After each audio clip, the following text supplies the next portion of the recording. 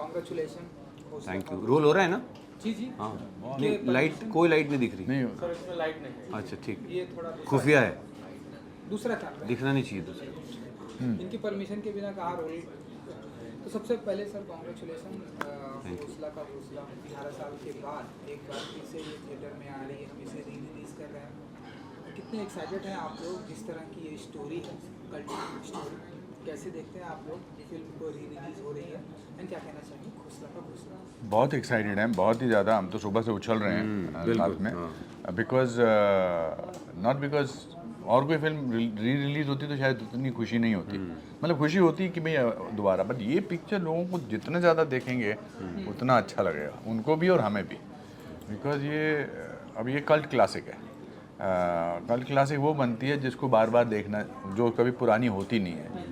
तो जब तक कोई किसी की ज़मीन हड़पे की कोशिश करेगा, जब तक कोई middle class family, middle class की फिल्में बहुत कम तरीके से कल्ट वाली फिल्म बनती है। वैसे तो हर फिल्म जो ऋषिकेश मुखर्जी ने बनाई हैं या बासुदा ने बनाई है वो सब बहुत कमाल की फिल्में हैं, मगर ये फिल्म में नॉटीनेस भी है, स्मार्टनेस भी है, और एक रिकॉल वैल्यू भी है। इसके हर डायलॉग तो आपको सब साथ में सुनाई देते हैं, हर सिचुएशन के लिए इसमें डायलॉग है।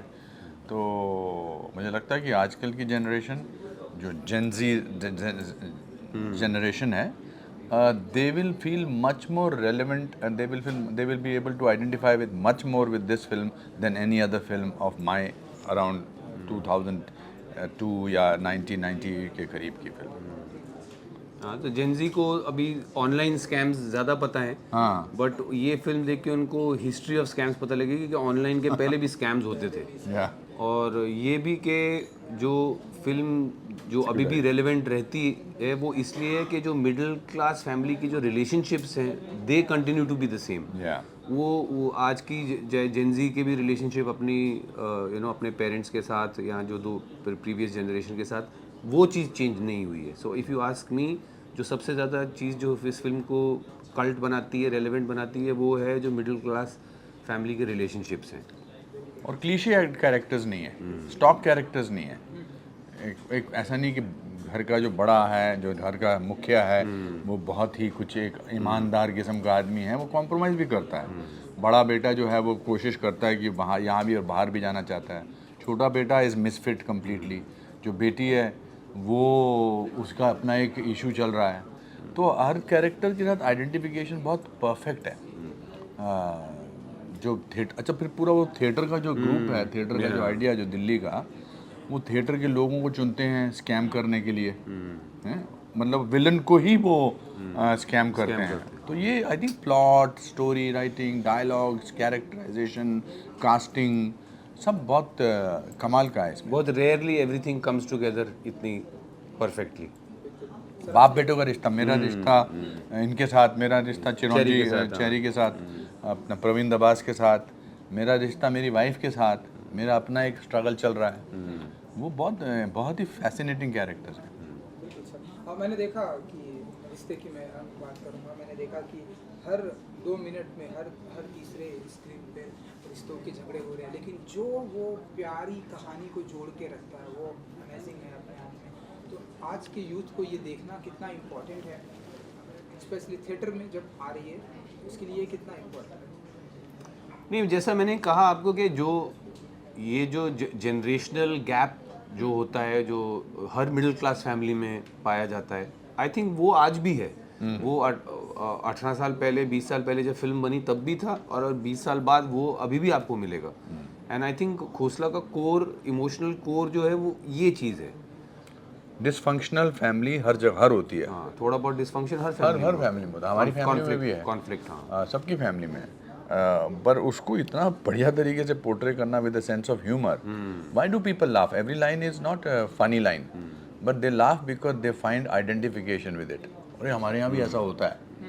वो मिडिल क्लास का, अपर मिडिल क्लास का, ये सब जो हैं वो उसका वो मैं सडनली याद आया, वो थैले में वो जो बॉटल्स लेकर आ रहा है बियर की, नेबर से छुपा, कभी सोचा नहीं, बट कड़ंग कुड़िंग कर रही हैं, आवाज़ कर रही हैं, तो वो थोड़ा घबरा रहा है।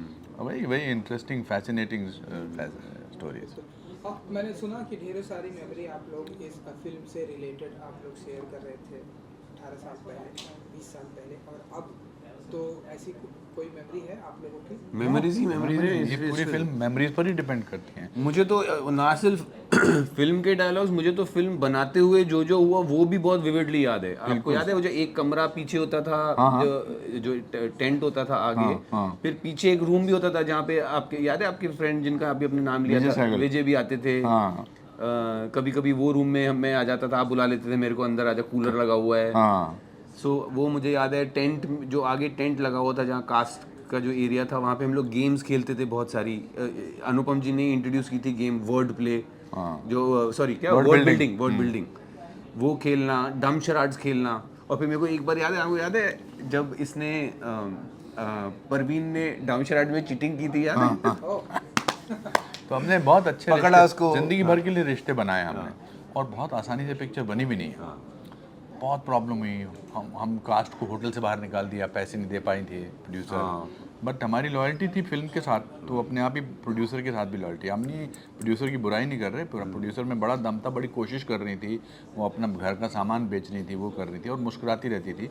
एक बार जिस गाड़ी में हमको लेने आते थे टैक्सी वाले, उन्होंने मना कर दिया बिकॉज पैसे नहीं उनके दिए थे, बट हम जैसे तैसे जुड़े रहे और इसको सो पिक्चर को फिल्म बनाने। मतलब it was not easy to make the film, बहुत हार्डशिप्स थी, but due credit to Anupam ji, not just as lead actor, as आप कह सकते हैं एज फादर फिगर ही प्लेड। पूरी फिल्म की कास्ट को साथ रखना, फिल्म जब बन गई उसके बाद रिलीज डिस्ट्रीब्यूशन में प्रॉब्लम हो रही थी तब भी मोटिवेटेड रखना सबको। हम मिलते थे, आपको याद है ये जो क्या नाम है अंधेरी में जो रेस्टोरेंट है वहाँ हम मिलते थे, अरे मैं नाम ही भूल गया हूँ रेस्टोरेंट का, अल्फा नहीं अपना वो, हाँ कोने पे जो अंबोली में है, एनीवे वहाँ मिलते थे। और अनुपम जी really kept us motivated. He helped out with contacts for distribution also, Boman also. तो हम लोग बहुत अच्छे जुड़े और ना जिंदगी भर के लिए रिश्ते बनाए हमने। ना सिर्फ फिल्म बनाते हुए, फिल्म की रिलीज के टाइम पे भी we were together as a family. And जिस तरह से ये फिल्म हमारी सोसाइटी को दर्शाती है, हमारी सोसाइटी को दिखाती है, हमारी सोसाइटी से बहुत अच्छी तरीके से कनेक्ट भी है। लैंड माफिया की बात कर लूँ, आज उनका दबदबा और बढ़ गया है। अच्छा, तो चलो फिर पार्ट 2। हाँ बढ़ गया है, बहुत बढ़ गया है। जब भी आपको इस तरह लैंड ग्रैबी का कोई भी केस होता है तो उसकी हेडलाइन यही होती है, अनदर खोसला का खोसला। हाँ, और अब तो बहुत ज़्यादा हो रही है, जितना ज़्यादा बिल्डिंग्स बनेंगी, जितना ज़्यादा कंस्ट्रक्शन होगा, उतना ज़्यादा घपला होगा। मैंने तो इसीलिए बहुत साल पहले डिसाइड कर लिया था, 10-12 साल पहले, कि मैं किराए के मकान में रहूँगा, और मैं किराए के मकान में रहता हूँ। सो अच्छा है, रियलिटी के साथ जुड़ी हुई है कहानी। मुझे लगता था अब स्कैम्स ज़्यादा ऑनलाइन होते होंगे। नहीं, इसमें तो लैंड में तो होते ही होते हैं, काफ़ी लोग हथिया लेते हैं ज़मीन। चलो आई होप पार्ट 2 के लिए सविता जी ध्यान दे रही हैं इसके लिए। पार्ट 2 बना रही हैं, ऐसा हमको फ़ोन आया है, हमको तो बोला है कि बनाएंगे पार्ट 2, बट फिलहाल हम we are excited about film re-releasing on 18th of October theatres में, in a theater next to you, and please go and watch it because you will have a great time, and watch it with your friends and watch it with your family. कुछ update हुआ है sir कि 2 में कब तक shooting होगी या नहीं? अभी कुछ नहीं, अभी तो सिर्फ अनाउंस किया है कि इंटेंशन है बनाने की। जब आज री रिलीज़ हो रही है तो उन्होंने अनाउंस किया कि हम सेकंड भी बनाएंगे, बाकी अभी कुछ आगे स्क्रिप्ट वगैरह अभी कुछ रेडी नहीं है। पर पिछले 1 साल से धमका रही हैं कि बनाना चाहती हैं। हाँ एंड सर, क्योंकि री रिलीज का दौर है, अच्छी फिल्मों को री रिलीज किया जा रहा है, हम देख रहे हैं।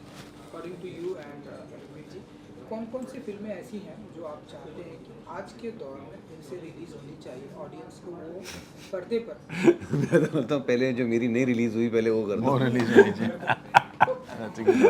जो दूसरी बार वाली नहीं, जो पहली एक बार भी नहीं हुई वो रिलीज कर दो पहले। हाँ, दरअसल थिएटर्स में रिलीज मिलना आसान नहीं है, इसीलिए लोग OTT स्ट्रीमिंग की वाहवाही करते हैं। अब तो मुझे लग रहा है OTT में भी प्रॉब्लम होनी शुरू हो गई, अब तो स्ट्रीमिंग वेबसाइट्स आनी शुरू हो गई हैं। सो ये डिस्ट्रीब्यूशन का जो इशू है ये अभी भी चल रहा है, बिकॉज हमेशा जो फिल्म मेकर्स जो फिल्में बनाना चाहते हैं वो ज़्यादा होंगे कंपेयर टू डिस्ट्रीब्यूशन के जो प्लेटफॉर्म्स हैं। ये तो कि लॉटरी टिकट। हाँ, आपको लगता है कि अगर पिक्चर चल गई तो जिंदगी भर के लिए आसान हो जाएगा? हाँ नहीं, और मेरा मतलब डिमांड सप्लाई का जो इशू है कि अगर 1000 फिल्म बनती है रिलीज के लिए, उसमें से 100 फिल्म 200 फिल्म का प्लेटफॉर्म है OTTs मिला के. हाँ सो वो बाकी बेचारी 700-800 फिल्म्स अभी भी स्ट्रगल करती हैं to get released. So that continues.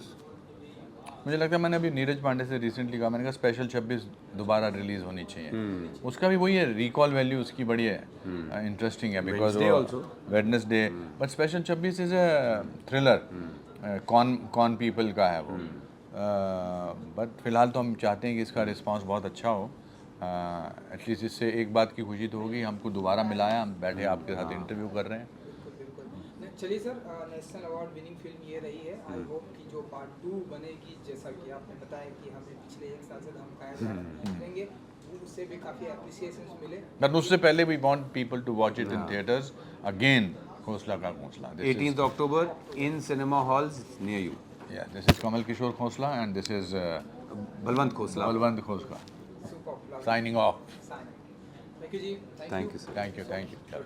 अब क्या है? Ready sir? जी जी हमेशा रेडी. सबसे पहले सर कॉन्ग्रेचुलेशन. घोंसला का घोंसला 18 अक्टूबर को रिलीज हो रही है. बहुत ही प्यारी फिल्म है.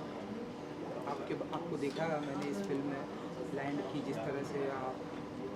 पहले बताइए, ये जो ट्रेंडिंग में है कि रिलीज फिल्मों को करना, आपके लिए कितना लकी मानते हैं, कितना अच्छा चीज़ है ये, और कैसे मानते हैं भैया आप ये फिल्म घोंसला का घोंसला रिलीज़ की जा रही है इस बार 18 अक्टूबर थिएटर.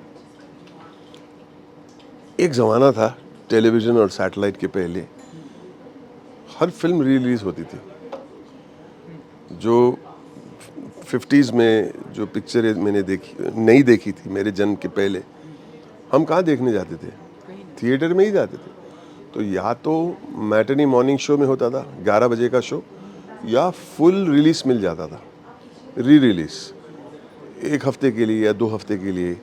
देवानंद साहब की सारी फिल्में, क्लासिक्स, मदर इंडिया, मैंने कितने रिलीज़ हुए थे. मुग़ल आज़म कितने रिलीज़ हुए थे. देव साहब अपने कॉमेडीज़, किशोर कुमार की comedies.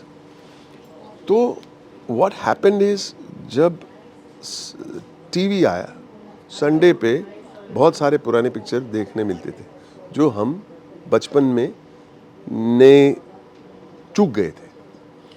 So what happens with घोंसला घोंसला is everybody has seen this film including youngsters. सबने देखी है इस फिल्म.